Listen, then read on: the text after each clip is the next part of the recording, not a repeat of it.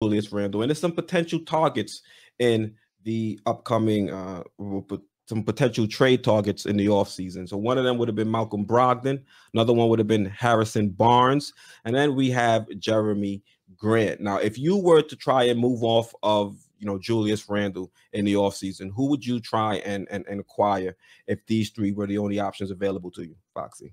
Harrison Barnes.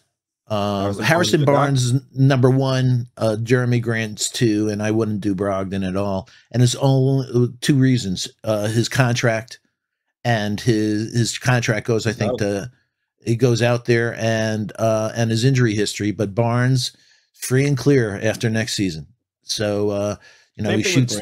And the same thing as Grant, exactly. But Grant, as you can see, is not much of a rebounder at the four. He's a good defender, but I think Harrison Barnes, he could be helpful with this team. He's a pro and stuff like that. He shoots the three still very well.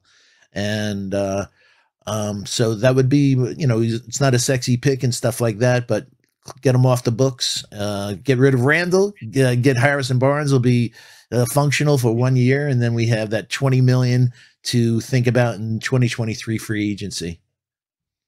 Yeah, so in the article, this was from NBAanalyst.net. They said the Knicks could even try and do a deal in which we get Brogdon and Turner. To me, I just don't see how we'll make that money work. Would have to include players like Evan Fournier, which I'm not against.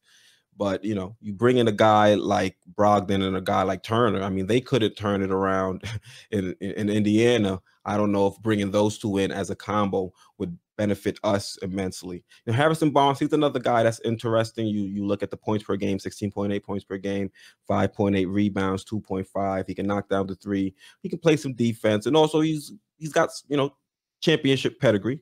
So I would be interested in that deal. Me personally, I don't know if these are the three guys I would target if I wanted to move off of a Julius Randle. They're all 30 years old. Yeah, exactly. And if I had to pick one, maybe I'd probably say Harrison Barnes, because he's one I can rely on a little bit more to knock down the three. And I think spacing is extremely important, especially when you have a guy like RJ Barrett, who's a slasher and trying to get into the paint and finish. So if I had to pick one, it would be Harrison Barnes. And like I said, like you said, I'm sold out on Brogdon, that injury history, that contract.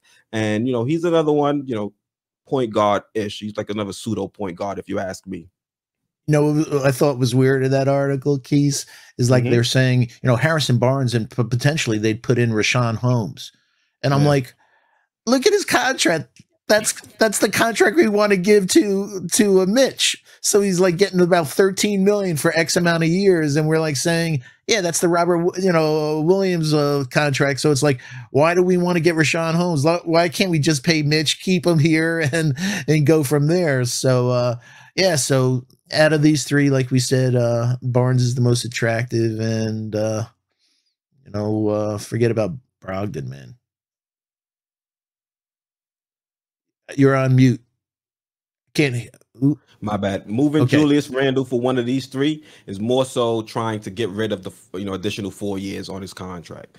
That's the basis of this move, not really to get better. And I think if I'm moving Julius Randle, I'm trying to get better, not only just move the remaining portion of his contract. Because honestly, the contract's not terrible. I think he's going to make, $23-24 million next season, because he's not going to hit some of his incentives. So if I can move him for another player that makes us better and gets paid right around the same amount, I'm not going to be upset about that. So if I'm moving Julius Randle, it's to make this team better, because I've been saying it. I think Julius Randle is a talented player. He's just not in the right headspace, it seems like, here in New York. I don't know what went wrong. Things must have soured with the fans at some point, or he's not liking it here in New York for him to be, acting the way he's been acting.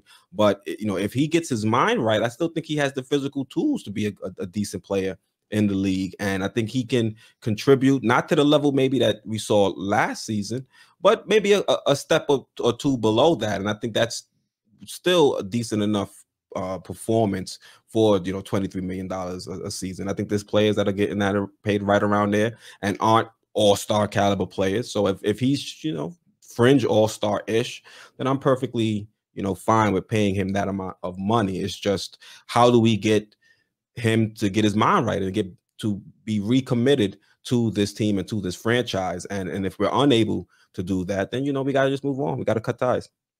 I personally think that it's a addition through subtraction. We have to get rid of him. I don't think that bad behavior, meaning if Kenny Payne and Johnny Bryant and Tibbs, obviously with you know, their relationship, if they can't get him out of that, and like you said today, not playing defense, arguing with refs, inefficient, you know, bad shots, you know, when it counted, you know, I'll put up, even without getting a quality player, if we can get rid of his contract and get a player that we get rid of in 1 year, then we can get the players that we want. So I'll sacrifice just getting him off this team so RJ and the young players could develop without any of his distractions. And, you know, he's very disruptive. Yeah, free up the money so we can then go shopping again in 2023, correct?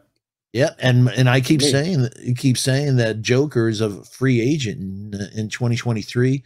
There's, I think, the largest Serbian population here in New York and Queens and stuff like that. Come on, Joker, come to New York, man. Play with our kids. Hey, it only took one guy, Kawhi, to change a tough team like Toronto into things. We got some dogs over here now. Come on, we can get one elite player. Everything can change quick.